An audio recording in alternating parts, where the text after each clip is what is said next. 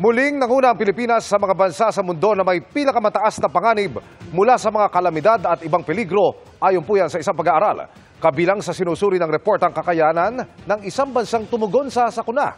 Ang mga reaksyon ng gobyerno sa pagtutok ni Ivan Mayrina.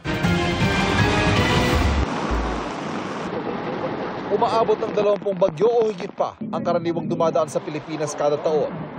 Dagdag pa ang minsay banta ng mga bulkan at mga lindol sa iba't ibang bahagi ng kapuluan.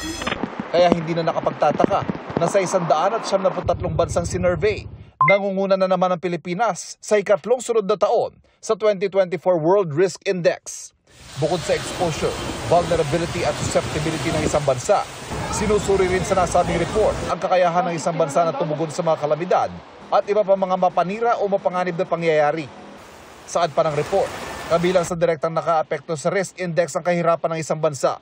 Inihalimbawa ang Pilipinas na tinamaan ng mahigit 20 bagyo kasabay ng COVID pandemic, kabilang ang bagyong Rolly na isa sa mga pinakamalakas sa bagyong naitala sa kasaysayan.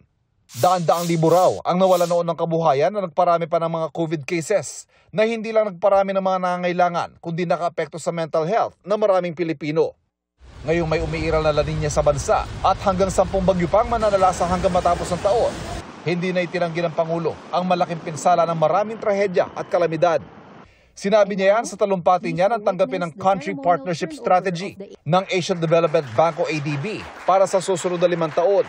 $12 billion ang commitment sa Pilipinas sa susunod na 3 taon ng ADB. Isa sa pangunahing pinagkukunan ng pondo ng Pilipinas, utang man o donasyon. Our focus on renewable energy and climate solutions as today, we have been apprised of the unfortunate news that the Philippines once again has the dubious privilege of being the most vulnerable country in the world when it comes to climate change. That is the new list that the World Risk Index has just released. Pinag-aaralan na rin ng DNR ang report at nakikipagtulungan sa mga ahensya ng gobyerno at private sector para mapalakas ang kakayahang protektahan ang buhay at kabuhayan.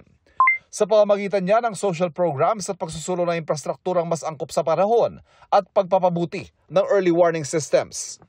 Makikipagtulungan din ang Office of Civil Defense sa iba't ibang sektor para patuloy na isulong ang mas malawak at konkretong mga hakbang para bawasan ang epekto ng mga peligro sa bansa.